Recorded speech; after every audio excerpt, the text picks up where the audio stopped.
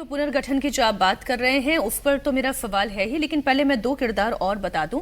राम मंदिर चढ़ावे और दान के गबन के मामले में एक और नाम है सुभाष चंद्र श्रीवास्तव का, जो अयोध्या का ही रहने वाला है। रिटायर्ड बैंक कर्मचारी है, वो कैश काउंटिंग स्टाफ के इंचार्ज थे। वो सीधे अनिल मिश्रा को रिपोर्ट करते थे, यानी चढ़ावे की निगरानी की सीधी जिम्मेदारी इन्हीं के पास थी। दोनों शिफ्ट में काम करने वाले इंचार्ज भी इन्हीं को रिपोर्ट करते थे। इनके अलावा चंदा चोरी गिरोह में 3 और किरदार हैं, रामशंकर मिश्रा, करुणेश पांडे और अविनाश शुक्ला। ये तीनों चंदा गिनने का काम करते थे, दान पात्रों से चढ़ावे को निकालना और फिर उसे कैश काउंटर पर गिनने के काम में लगाना। अब इन तीनों पर पैसों के हेरफेर का आरोप है। तो ये 3 किरदार और बता दिए, लेकिन इनसे ज्यादा इंपॉर्टेंट जो 3 और किरदार है जिनके ऊपर एफआईआर दर्ज नहीं हुई है, उन तीनों का नाम ले लेती हूं। चंपत राय, अनिल मिश्रा, गोपाल राव। कौन बचा रहा है? देखिए, चंपत राय के करीबी हो गए रामशंकर यादव, अनिल मिश्रा के करीबी हो गए ये 3 लोग, और गोपाल राव के करीबी हो गए सुभाष नाम है उनका, सुभाष श्रीवास्तव, और एक और समानंद नाम है एक सज्जन का, तो वो उनके करीबी हैं गोपाल राव के।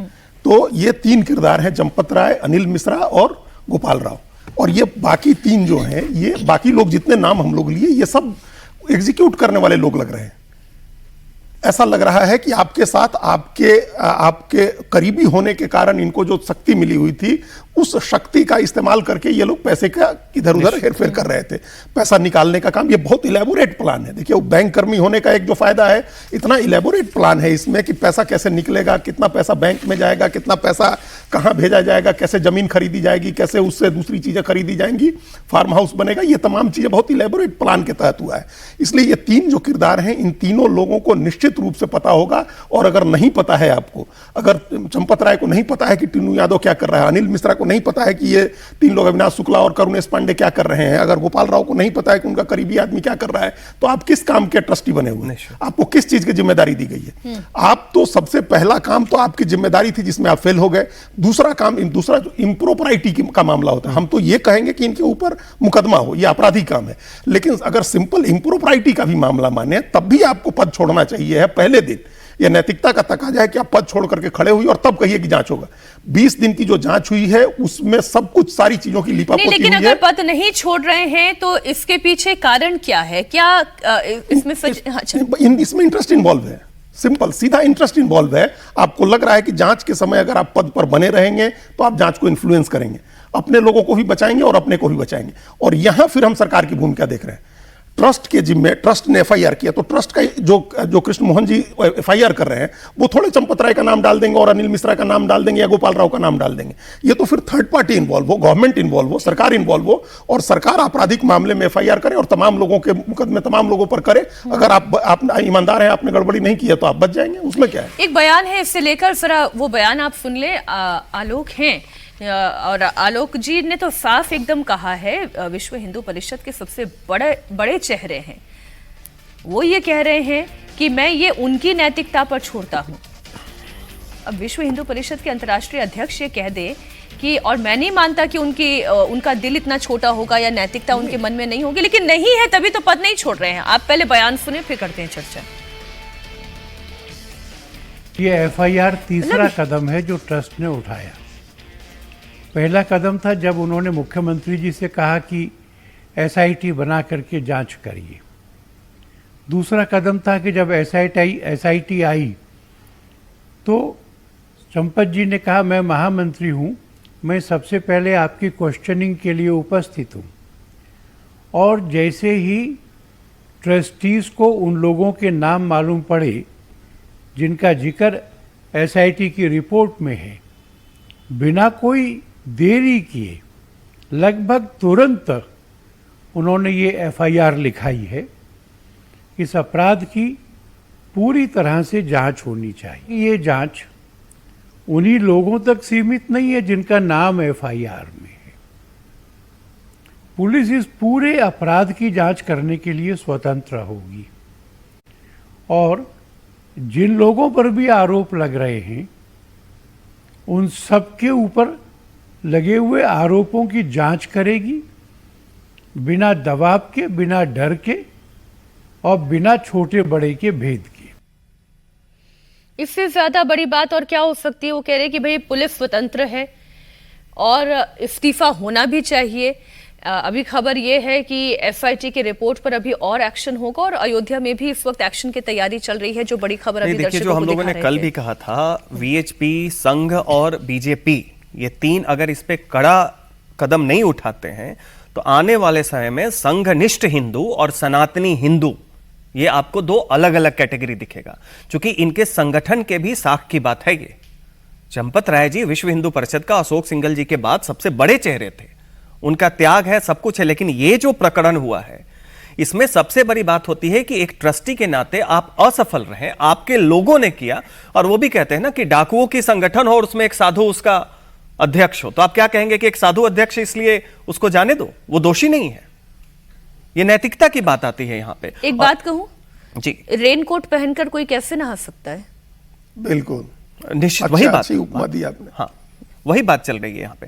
तो वैसी स्थिति में ये संघ के लिए, वीएचपी के लिए, बीजेपी के लिए और तमाम लोग जो थे, जो त्याग हुआ मंदिर बनाने में, उन सब के लिए आस्था की बात है। और नैतिकता तो किसी को कहने की आवश्यकता यहां नहीं होनी चाहिए थी। और देखिए, उज्जैन से लेके अयोध्या में जो हो रहा है, अगर इस पे नहीं हुआ तो यही राजयोग में योग खत्म हो जाएगा, बस केवल राज बचेगा। विशाल प्रताप सिंह हमारे साथ लखनऊ से जुड़ गए हैं। विशाल, ये बताएं, एक तो एसआईटी आज क्या कर रही है अयोध्या में, और अभी तो ये 8 नाम हैं जो अभी हमने दर्शकों के सामने रखे, इसके अलावा और कौन कौन इसमें शामिल हो सकते हैं? इस वक्त जो कुछ भी अयोध्या में चल रहा है उस पर इंफॉर्मेशन दें, अयोध्या से लेकर लखनऊ तक की भी इंफॉर्मेशन दें।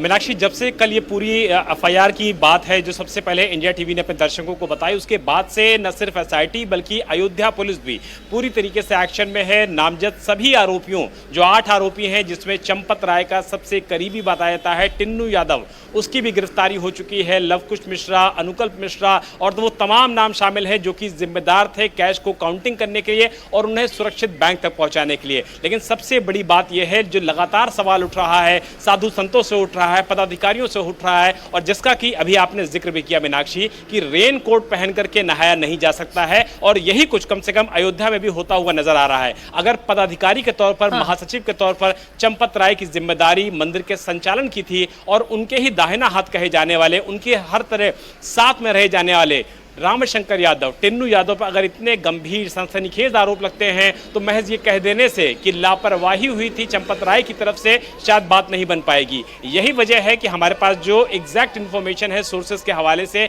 वो यही है कि कल एफआईआर हुई है, 8 आरोपी गिरफ्तार हुए हैं। लेकिन सबसे बड़ा सवाल ये उठता है कि जो बड़े नाम हैं, जो जिम्मेदार हैं, जिनके ऊपर बड़ी जिम्मेदारी सौंपी गई थी राम मंदिर के पूरे ट्रस्ट के संचालन की, मंदिर के संचालन की, उनके ऊपर क्या किसी तरीके की कार्रवाई होगी? ठीक है, वो किसी तरीके से डायरेक्टली इन्वॉल्व नहीं थे इस मैटर में, इसको बिल्कुल माना जा सकता है। लेकिन अगर आपके ऊपर जिम्मेदारी थी संचालन की और आपके ही करीबी लोग अगर वहां पर चोरी कर रहे थे, डकैती कर रहे थे, इस तरीके से सुनियोजित तरीके से वहां पर एक अपराध कर रहे थे, तो आप जिम्मेदारियों से नहीं बच सकते हैं। इसीलिए जो हमारे सोर्स हैं, जो एसआईटी के लोग हैं, जो यूपी सरकार के टॉप लेवल के लोग हैं, उनका कहना है कि आज बहुत मुमकिन है कि एसआईटी के जो संस्तुति की है कि बड़े लोगों के ऊपर भी कार्रवाई हो, अब वो कार्रवाई एफआईआर से रिलेटेड हो, ये बिल्कुल नहीं हो सकता है। लेकिन इसमें कोई दो राय नहीं है कि जो उनके पास पद है, जो उस पद की गरिमा है और जो उस गरिमा के ठीक, बिल्कुल विशाल, बहुत शुक्रिया आपका इस पूरी इंफॉर्मेशन के लिए। एक छोटे से ब्रेक के लिए हमें जाना है। एक क्विक कमेंट अजीत जी इस बात पर मुझे चाहिए।